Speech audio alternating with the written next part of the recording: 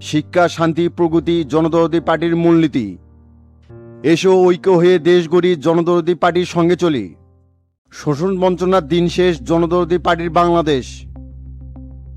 সংগ্রামী ভাই ও বোনেরা আমার, আজকে টাঙ্গাইল জেলার মহাসমাবেশে উপস্থিত থাকবেন 4 দলীয় ঐক্যজোটের মুখপাত্র জনাব খায়রুল দেওয়ান।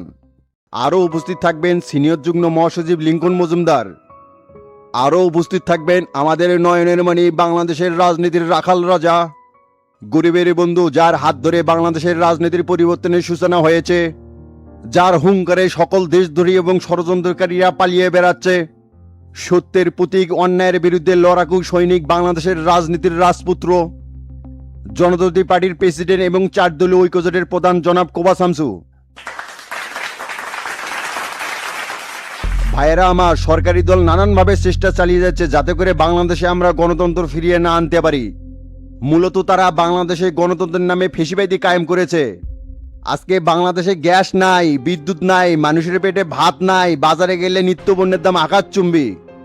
সাধারণ মধ্যবিত্ত মানুষের জীবন আজ দুর্বিষহ হয়ে উঠেছে। আমরা এই শোষণ বঞ্চনার শেষ দেখতে চাই। তাই আপনাদের প্রতি আমার আহ্বান থাকবে, সবাই ঐক্যবদ্ধ হয়ে এই ফেসিবাদী সরকারের বিরুদ্ধে দুর্বার আন্দোলন গড়ে তুলতে হবে। মনে রাখবেন, অধিকার কেউ জেসে যায় না, সেটা আদায় করে নিতে হয়।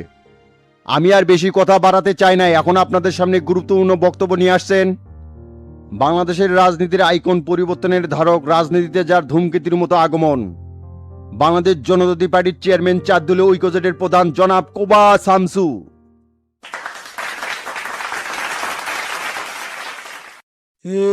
শামসু ভাইয়ের আগমন, শুভেচ্ছা, স্বাগতম।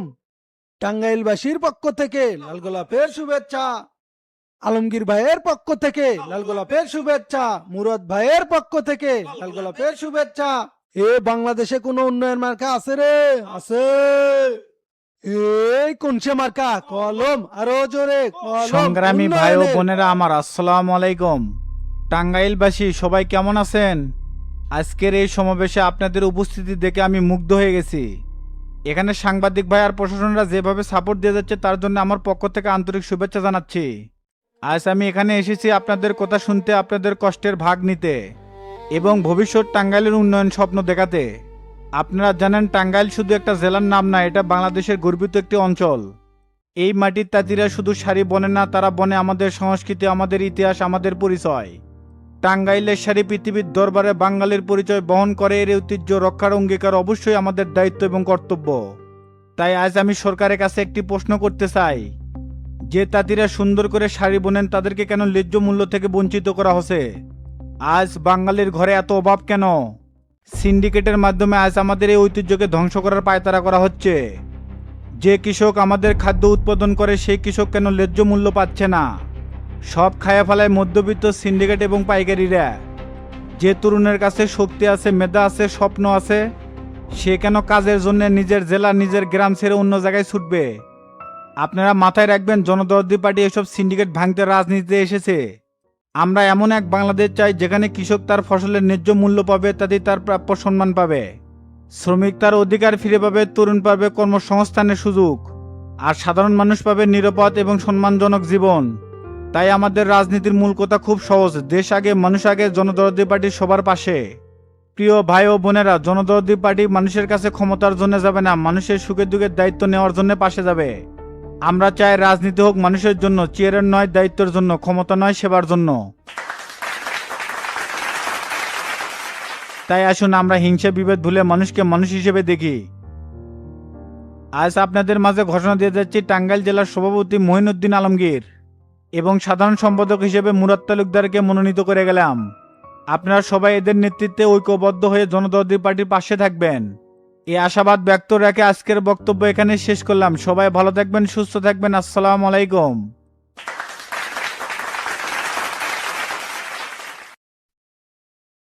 শামসু স্যার বগুড়া আসতেছে, নিরাপত্তার সমস্ত দায়িত্ব আমাদের। এই ব্যাপারে আপনার কোনো টেনশন করতে হবে না ভাই। টেনশন কি এমনি করি ওসি সাহেব, শত্রুতা আর ষড়যন্ত্র তো শামসুর পিছনে কম হচ্ছে না। বাপ্পির চালচলন কিন্তু আমার কাছে মোটেও সুবিধার লাগিচ্ছে না। জনতা পার্টি নিশ্চয়ই কোনো ঝামেলা করার পায়তারা করিচ্ছে। আমরা এই ব্যাপারে আগের থেকেই তৎপর আছি। সরকারি দল কোনোভাবে বাধা দেওয়ার চেষ্টা করলে আমরা নিজের থেকে প্রতিহত করব। সেই দিন উপজেলায় টেন্ডারবাজি বন্ধ করে দিছি, উপর মহলে আমার নামে নালিশ করছে। আর ফোন দিয়ে বাপ্পি আমাকে উল্টাপাল্টা কথা বলছে ভাই, মনে চাচ্ছে ধরে নিয়ে এসে বাটাম দেই। আমি তো শুধু একটা সুযোগের অপেক্ষায় আছি।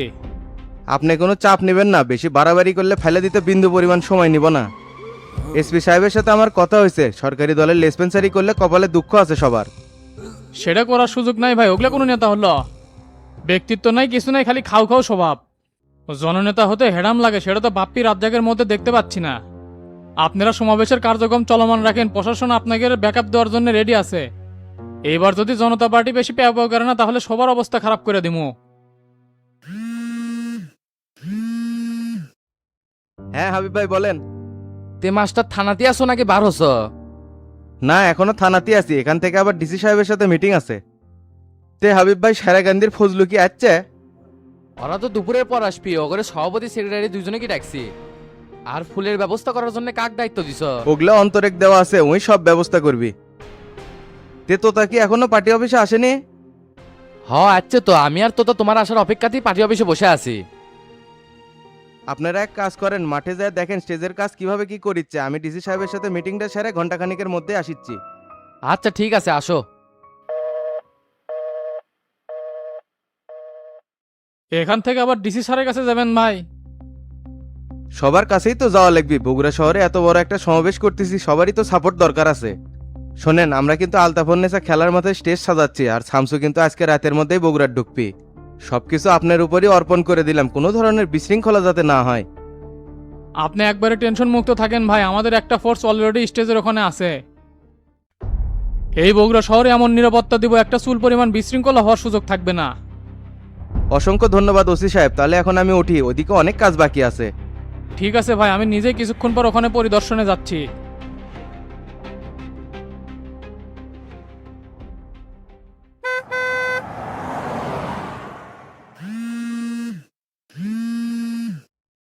চাচা আসসালামু আলাইকুম।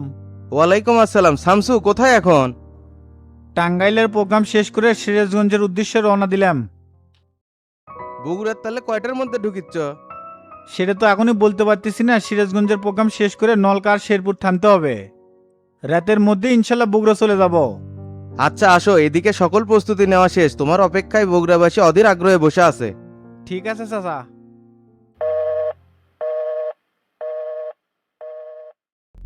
ঠিকই আছে শামসু, আমরা রাত্রের মধ্যে বগুড়া ঢুকলে ভালো হবে।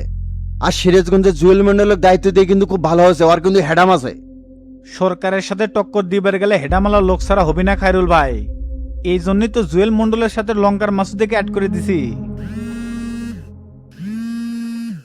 আসসালামু আলাইকুম স্যার। ওয়ালাইকুম আসসালাম। এসপি সাহেব বলেন। স্যার, আপনার রেস্টের জন্য সিরাজগঞ্জ সার্কিট হাউসে আমরা প্রস্তুতি নিয়ে ফেলাছি, আর সমাবেশের নিরাপত্তার ব্যাপারে আমরা যথেষ্ট সজাগ আছি স্যার। ধন্যবাদ এসপি সাহেব, আমি সিরাজগঞ্জের প্রোগ্রাম শেষ করে নলকা শেরপুর হয়ে বগুড়া ঢুকবো। ঠিক আছে স্যার, আপনি আসেন, আমরা এখানে অপেক্ষা করতেছি।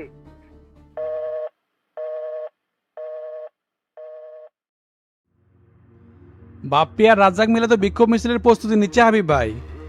আমি আসার সময় দেখলাম বাপ্পি মার্কেটের সামনে মেলা নেতাকর্মী জড়ো হচ্ছে। পোলাপান নিয়ে যে একটা দাবরানি মারমু নাকি ভাই? দিন দিন শালাকের কর্মকর্মী বেড়ে যাচ্ছে, টুটি চিপে না ধরলে হবি না। ওরা তো সেটাই চাচ্ছে রে ডন, যাতে একটা গ্যাঞ্জাম লাগুক। এইরকম একটা বিশৃঙ্খলা পরিস্থিতি তৈরি করে সমাবেশ আটকে দিবি। বাপ্পির মতো চ্যাংরা জেলার নেতা হয়ে গেছে, ভাবা যায়। শালার বেটা আসছিল সুসা, ও মা জেল থেকে বাইরে দেখি শালা বড় নেতা হয়ে গেছে। মাঠ ফাঁকা প্যালেটে তোতা বনের বিড়ালও বাঘ হয়ে যায়। ওই নেতা হচ্ছে আমাদের বাল হচ্ছে নাকি, একশোর মারলে আর একশোরের জায়গা থাকবি না। বললে সুটকো মুটকো নেতাকে আমরা এখন হিসাবে ধরিচ্ছি না রে তোতা, এখন আমাদের মূল টার্গেট হলো সমাবেশটা কমপ্লিট করা। ওরা যদি কোনো ঝামেলা করবে আসে ভাই, তখন কি আমরা চুপ হয়ে থাকবো নাকি? সেটা পরিবেশ পরিস্থিতি বলে দিবি, যদি এইরকমই হয় পাল্টা আঘাত করতে সময় নেবো না। ডন, স্বেচ্ছাসেবক বাহিনী নিয়ন্ত্রণ করার দায়িত্ব তোর আর জাহাঙ্গীরের উপর থাকবি। মনে রাখি সেটা কিন্তু শামসুর এলাকা, যেভাবে হোক সমাবেশ ব্যতিক্রম করতেই হবে। তে গোল্লারা কি দায়িত্ব পালন করবি ভাই? ওদেরকে খাবারের দায়িত্ব দেওয়া হবে, এবার তো রান্না হবে, এই জন্য হোটেল থেকে অর্ডার করিচ্ছি না। বিরিয়ানি রান্না করা হবে, সেটাকে প্যাকেট করে সবার মাঝে বিতরণ করা হবে। এই সিদ্ধান্ত খুব ভালো আছে ভাই, এতে করে অনেক খরচ বাঁচা যাবে আমাকে রে। হ্যাঁ সেটা তো হবেই। আর সবিকে জামিনের ব্যাপারে কি শুনলো তো, তা কেন্দ্র থেকে কেটে তদারকি করছে। আমার তো সবিক করছিল কেন্দ্র থেকে হানিফ নাকি তার মামলাটা হ্যান্ডেল করতেছে। এখন সত্য কতটুকু সেটা জানি না, আজকালকার মধ্যে বলে জামিন হয়ে যাবি। বুঝতে পারছি রে, এরাই বাটপারেক দিয়ে বগুড়ার কমিটি সাজা ব্যস্ত যাচ্ছে। তাহলে হগা মারা খাসে এই বুড়ো দিন সব চুষে খেয়ে ফেল দিবে। চিন্তা ভাবনা তো সেই রকমই দেখছি, তবে কুলাবার পারবি না। আর ভাই টেনশনের কিছু নাই, শফিকের শর্টকাট আমার চেনা আছে, জায়গা মতো হিট করবো। জনতা পার্টিকে বগুড়া জেলায় কোমর শক্ত করে কখনো তাড়াতে দিব না। হাবিব ভাই, এটা তো তার কথা থাকলো। সাবাস, তোর এই গিয়ারটাই দেখবে চাইরে তো তা আমরা শামসুর সৈনিক কুবে একবারে ভাস করে ভালামো। চ মাঠের ওইদিকে যাই, স্টেজের কাজ কদ্দূর হচ্ছে দেখে আসি, আর মাস্টারটি আসতেছে। আচ্ছা ভাই চলেন।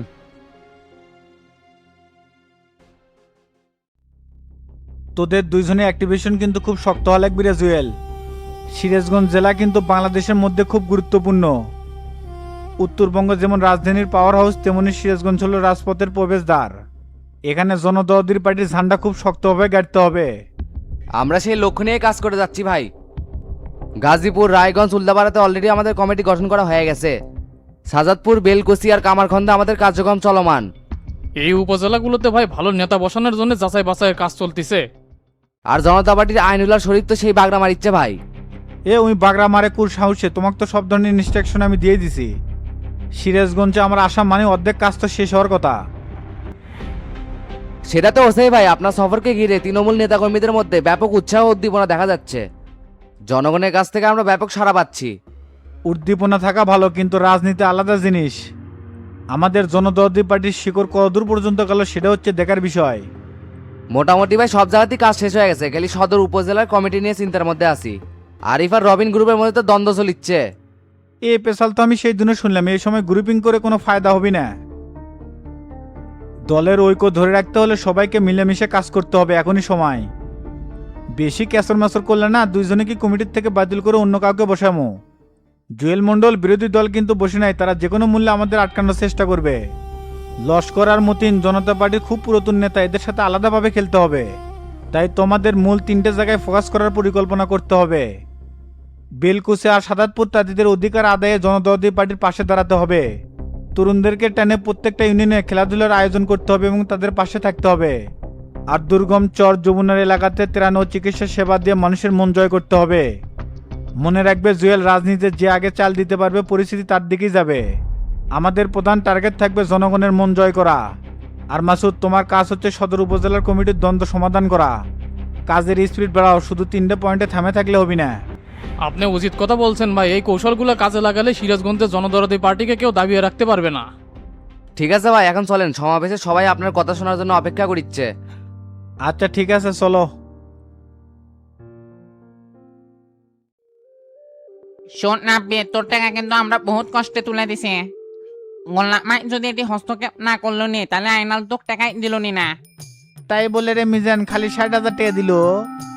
লিবি না, তে তোর সাথে কন্ট্যাক্ট কি আছিল? তোকে তো 50,000 টাকা দেওয়া উচিত আছিল। মোটা অঙ্কে টাকা পাচ্ছ, এটা নিয়ে শুক্রিয়া কর। আমরা না থাকলে তো টাকাই পালো নি না। না তা ঠিক আছে, কিন্তু আমার বহুত বড় লস হলো। 2,70,000 টাকা একটু ইনভেস্ট করছিলাম।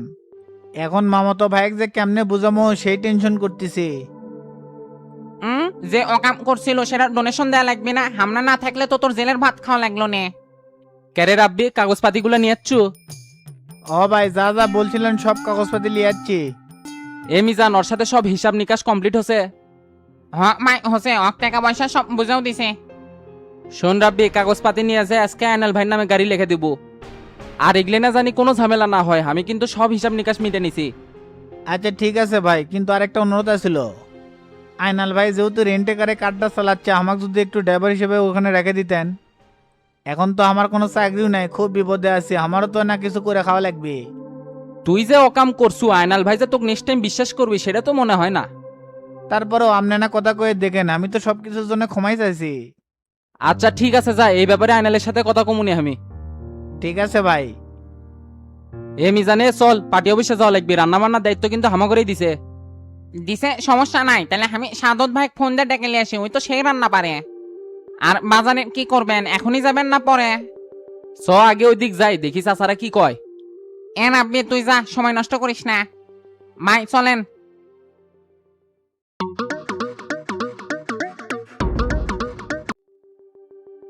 ভাই আসসালামু আলাইকুম। ওয়ালাইকুম সালাম। কেরে সিটিং আছো? না আসার উপায় আছে ভাই, যে ক্ষতিটা করলেন সারা জীবন মনে থাকবি।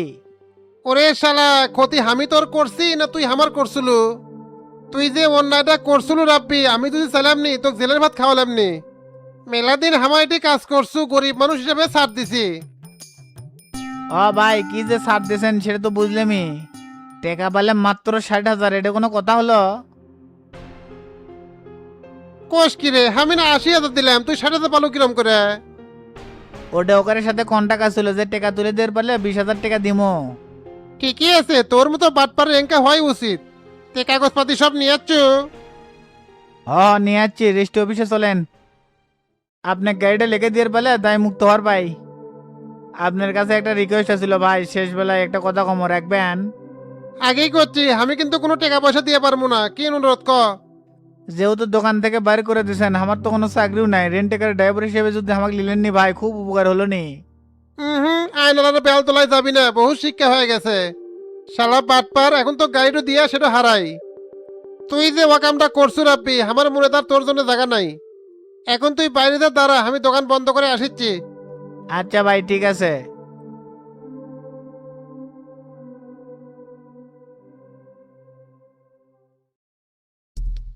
নাগরিক পার্টির পালক গজ আছে ভাই, খবর পাচ্ছি শামসুর সাথে জোটে যাওয়ার জন্য নাকি পারাপারি করিচ্ছে। সুযোগ পেলে সেটা তো করবি হানিফ। সরকারের বিরুদ্ধে সব দলকে এক করার পরিকল্পনা করতেছে শামসু। বাসার তলে তলে এত বড় সেনা কেমনে হলো? উয়ের ফোরো জ্বালালে যা হয়, এই শালার পুরাতন মামলাগুলো ওপেন করে ধরা হোক, তাহলে শিক্ষা হয়ে যাবে নি। তখন দেখমনি কিভাবে জোট করে, শালা কত বড় নিমখারাম, তরিকুলকে বহিষ্কার করে নিজে নাগরিক পার্টির সভাপতি হসে। এর মেইন উদ্দেশ্য এটাই আছিল, যেটা আমরা বুঝবার পাইনি। সুযোগটা তো তরিগুলি করে দিছে, শালাদের এরকম একটা কাজ করবি কল্পনাও করিনি। হ্যাঁ উকিল সাহেব বলেন। ভাই জজ তো আপনার কথা মতো কাম করছে, শফিকের জামিন হয়ে গেছে। এত কিছুর মধ্যে কেবল একটা ভালো খবর পেলে, আমি স্থায়ী জামিন করছেন না? জি ভাই, স্থায়ী জামিনই করাছি, আর কোনো চাপ থাকবি না। ঠিক আছে, আপনার অ্যাকাউন্টে পেমেন্ট চলে যাবে, আর আমি জজের সাথে পরে দেখা করতেছি।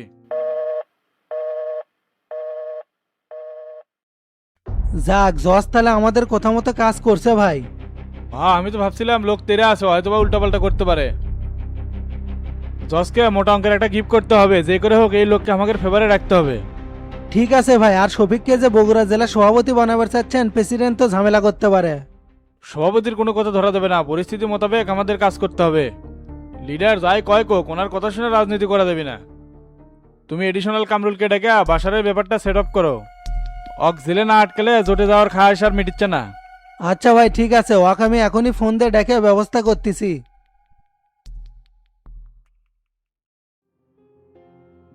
এখন যে সকল বন্দী ভাইদের নাম ঘোষণা করা হচ্ছে তাদের প্রত্যেকেরই জামিন: মোহাম্মদ আমির উদ্দিন পিতা খয়ের আলী আদম দিঘি, রাসেল আহমেদ পিতা কুদ্দুস আলী শেরপুর, মোহাম্মদ শফিকুল ইসলাম শফিক পিতা হায়দার আলী শাহজাহানপুর। আপনাদের প্রত্যেকেরই জামিন। কেশ কাট নিয়ে তাড়াতাড়ি ক্যাশ টেবিলে চলে আসবেন।